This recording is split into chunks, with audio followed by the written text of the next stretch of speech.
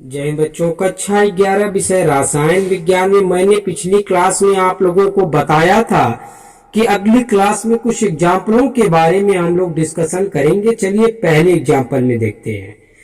दिया हुआ है 2.3 ग्राम सोडियम में सोडियम परमाणुओं की संख्या कितनी है। तो जब इसको निकालना स्टार्ट करेंगे तो सबसे पहले इसका भार देखिए। सोडियम का भार कितना होता है? सोडियम का परमाणु भार होगा 23। बच्चों मैं आपको स्पष्ट करा दूं, यदि आप पीरियोडिक टेबल जो शुरू में आपको बताया गया था उसमें देखेंगे तो देखिए इसमें 23 बताएगा। 22.990 है तो इसको जो है क्या मान लेते हैं हम लोग 23। ठीक है, क्योंकि 99 है यानी 0.01 है तो ये माना जाता है 23 न्यूमेरिकली के माध्यम से। अब देखिए फार्मूला देखिए, सोडियम का मोलर द्रव्यमान होता है 23 ग्राम प्रति मोल में। क्यों 23 कहां से आया?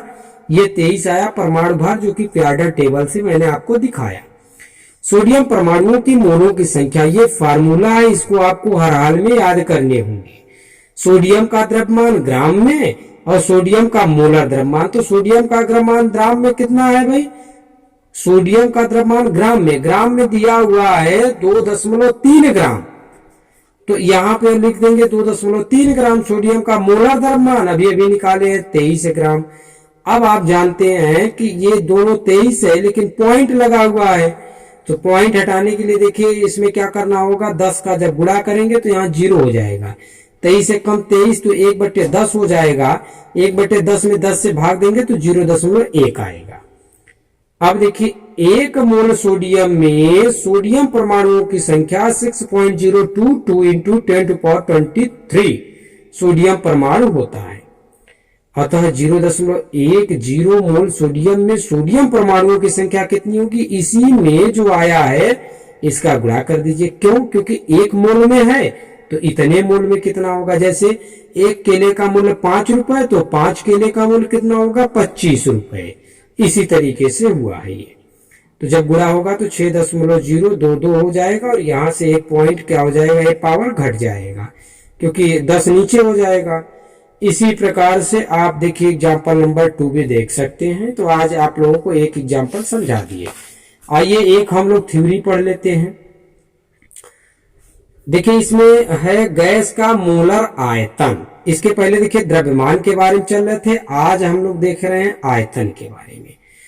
Molar value of A gas, सामान्य ताप और दाब यानी देखिए नेचुरल टेम्परेचर प्रेशर, एनटीपी का मतलब यही हुआ नेचुरल टेम्परेचर प्रेशर पर प्रत्येक गैस का 1 मोल 22.4 लीटर आयतन घेरता है। इसको याद रखना, ये बड़ी पॉइंट वाली बात है। 1 मोल में कितना घेरता है? 22.4 लीटर घेरता है। इस आयतन को एनटीपी पर गैस का मोलर आयतन या ग्राम अणु कहते हैं। देखिए यहां तक आपका परिभाषा कंप्लीट। ये उदाहरण को इस लाइन को छोड़ के लिखेंगे। 1 मोल देखिए एग्जाम्पल समझाया है। क्लोरीन में 71 ग्राम क्लोरीन है। ठीक है, क्योंकि 35.5 होता है, 35 दूनी 70 और 5 5 1 हो गया ये। तो गैस एनटीपी पर 22.4 लीटर आयतन घेरती है। एनटीपी पर किसी गैस के 22.4 लीटर का द्रव्यमान उस गैस के मोलर द्रव्यमान जितना होता है। उदाहरण के लिए देखिए एनटीपी पर 22.4 litre carbon dioxide gas CO2 का द्रव्यमान 44 ग्राम है। एनटीपी पर किसी गैस के 22.4 लीटर उस गैस के 6.022 इंटू 10⁻23 अणु होते हैं। ये दोनों आपस में इक्वल होते हैं। चलिए इस पे भी एक एग्जाम्पल समझ लेते हैं। 1 ग्राम हीलियम गैस 1 ग्राम हीलियम गैस के कितने हीलियम परमाणु होते था उस गैस का सामान्य ताप और दाब एनटीपी पर क्या आयतन होगा। हीलियम यानी देखिए He में मोलों की संख्या, हीलियम में का द्रव्यमान ग्राम में, इसके पहले वाला सूत्र है देखिए हीलियम का मोलर द्रव्यमान। तो इस हीलियम का जो मोलर द्रव्यमान होता है वो 4 होता है क्योंकि इसका परमाणु भार 4 होता है। 1 में 4 का भाग देंगे तो 0.23 आएगा। 1 मोल हीलियम में हीलियम परमाणुओं की संख्या इतनी होती है 6.022 इंटू 10⁻23।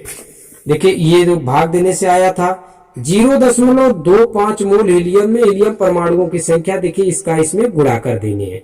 जब आप इसका इसमें गुणा करेंगे तो आएगा 1.505 गुणे 10⁻23 परमाणु।